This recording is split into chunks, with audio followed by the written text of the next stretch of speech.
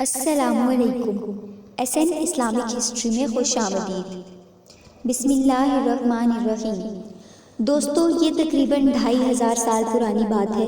یونان کے ایک قدیم شہر ایتھنز کی ایک جیل میں ایک بوڑھے انسان کو زہر کا پیالہ دیا جاتا ہے اور اسے حکم دیا جاتا ہے کہ اسے پی جاؤ، کیونکہ یہ سزا تم نے خود ہی اپنے لیے چنی ہے۔ وہ بوڑھا یہ پیالہ اپنے ہونٹوں سے لگا لیتا ہے اور سارا کا سارا زہر پی جاتا ہے۔ کچھ دیر بعد اس کی ٹانگیں لڑکھڑانے لگتی ہیں اور وہ زمین پر گر جاتا ہے۔ وہ اپنے قریبی دوست کرائٹو سے کہتا ہے کہ ایک مرغا مجھ پر قرض ہے، یہ قرض چکانا مت بھولنا۔ یہ کہہ کر وہ بوڑھا مر جاتا ہے۔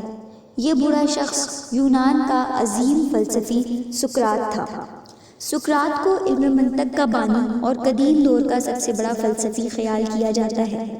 سقراط کے بارے میں زیادہ تر معلومات اس کے شاگرد افلاطون سے ملتی ہے۔ دوستو، یہ وہی افلاطون ہے کہ جو ارسطو کا استاد تھا۔ ارسطو اپنے دور کا بہترین فلسفی اور مفکر جس نے سکندر اعظم کی تدریس کی ذمہ داری نبھائی۔ تو ہم بات کر رہے ہیں ان سب کے استاد سقراط کی۔ سقراط 470 قبل مسیح یونان کے معروف شہر ایتھنز میں پیدا ہوا۔ سقراط کی ماں دایا تھی، جبکہ اس کا باپ مجسمہ ساز تھا۔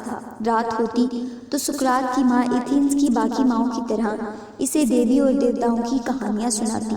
سقراط کو سوال کرنے کی عادت تھی، لہٰذا وہ ان پر بھی سوال اٹھا دیتا، لیکن سقراط کی ماں اسے چپ کروا دیتی اور کہتی کہ دیوتاؤں کے بارے میں سوال نہیں اٹھاتے۔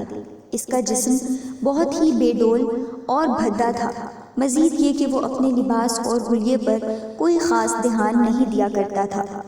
اپنی ظاہری حالت کے برعکس سقراط ایک نہایت نیک سیرت انسان تھا۔ اس نے اپنی زندگی میں کبھی کسی انسان کو کوئی تکلیف نہ پہنچائی تھی۔ وہ اپنے دوستوں کے ساتھ مہربانی اور دشمنوں کے ساتھ عزت سے پیش آتا۔ وہ کبھی بھی اپنے شہر سے باہر نہ گیا۔ اسے اپنے شہر اور ملک سے بہت محبت تھی۔ افلاطون لکھتا ہے کہ سقراط ایک محب الوطن انسان تھا اور اپنے ملک کے لیے کئی مرتبہ اس نے جنگ میں بھی شرکت کی۔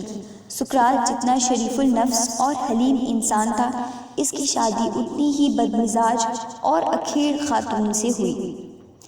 سقراط کی بیوی کا نام زینیتھیپی تھا۔ یہ اپنی زبان درازی اور بد کلامی کی وجہ سے سارے ایتھنز میں مشہور تھی۔ یہ شاگردوں کی موجودگی میں ہی سقراط کو طعنوں سے نوازتی، کبھی اس پر ٹھنڈا پانی لا کر ڈال دیتی اور کبھی کبھی تو ہاتھ اٹھانے سے بھی نہ چکتی۔ مگر سقراط اتنا صابر اور تحمل مزاج انسان تھا کہ اس نے کبھی گستاخی برداشت ہمیشہ کر جاتا تھا۔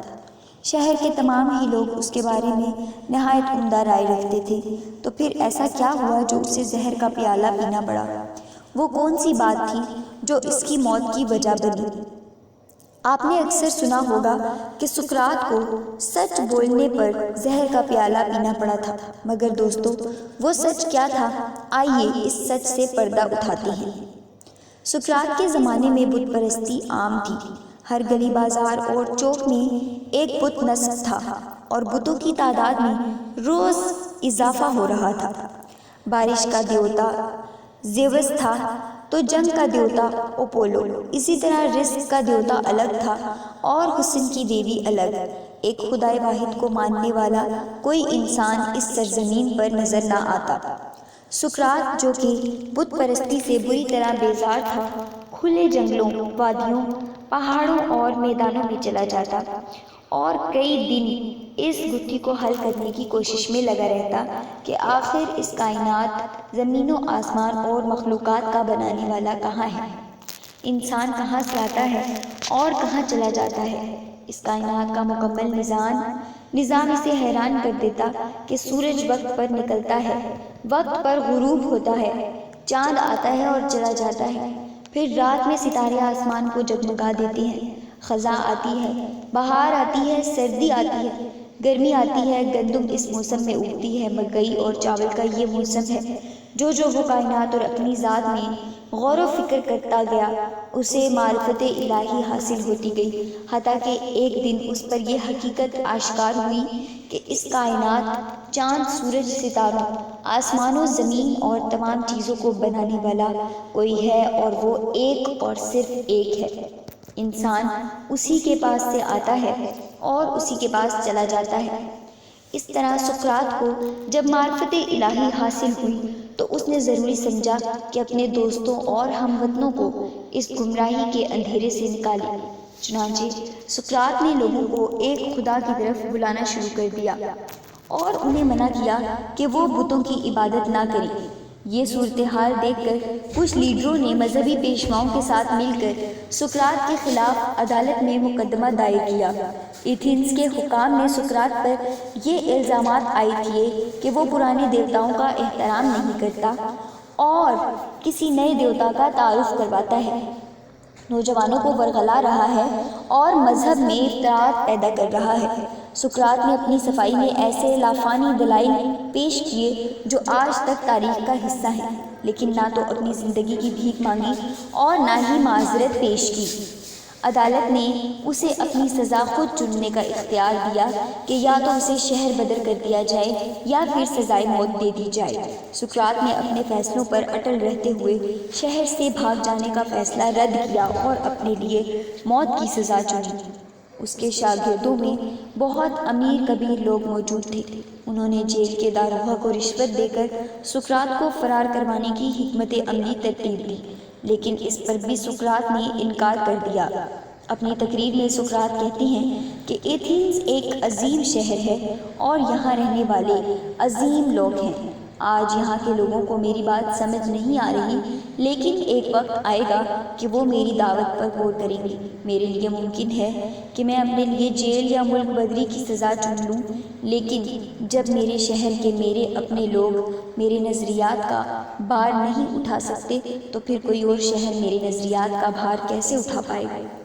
بالآخر سقراط کو دی جانے والی سزا کے مطابق اس نے زہر کا پیالہ اپنے ہونٹوں سے لگا لیا اور اس کی روح اس دنیا سے پرواز کر گئی۔ لیکن سقراط کے شاگردوں نے، جن میں افلاطون، ارسطو اور سکندر اعظم شامل تھے، اس کے نام کو حیات جاودہ بخشی۔ سقراط کا خون ناحق ایتھنز کے لوگوں کے لیے بعد میں بڑی پشیمانی کا سبب بنا اور اس کے دشمنوں کو نہایت ذلت کے ساتھ اپنی اس بے وقوفی اور عداوت کے خمیازے بھگتنے پڑے۔ سقراط کی وفات کا دن تاریخ دانوں کے لیے موضوع بحث ہے، کیونکہ سقراط کی وفات کا دن تاریخ دانوں کے لیے بہت ہی اہمیت کا حامل ہے، کیونکہ قدیم مخطوطات سے ہمیں کوئی دن نہیں ملتا۔ سائمن کرچلی کی کتاب بک آف ڈیڈ فلاسفرز کے مطابق وہ 16 فروری 399 قبل مسیح کا دن تھا جب سقراط نے اپنے شاگردوں کو آخری درس دیا، جس میں انہوں نے روح کے لافانی ہونے پر زور دیا، اور اس کے بعد زہر کا پیالہ پی کر اس دنیا سے ہمیشہ زندہ رہنے کے لیے رخصت ہو گئے۔ اگر آپ کو ہماری آج کی ویڈیو پسند آئی ہو تو ویڈیو کو لائک کر دیں اور چینل کو سبسکرائب کریں۔